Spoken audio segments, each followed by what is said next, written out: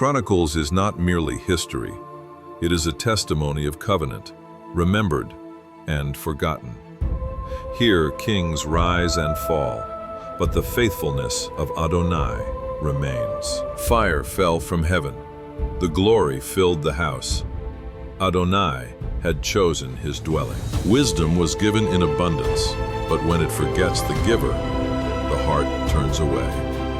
They did not fight with swords. They lifted their voices, and Adonai fought for Judah. He was crowned by grace, yet forgot the one who raised him.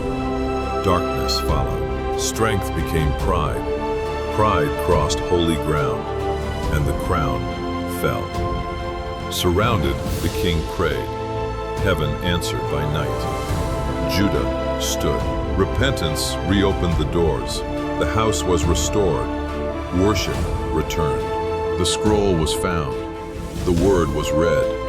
The nation trembled. Messengers were sent. They were rejected, and silence fell. Exile was not the end. Adonai stirred hope. Restoration began. Like, comment, and share if you believe. Subscribe for more content.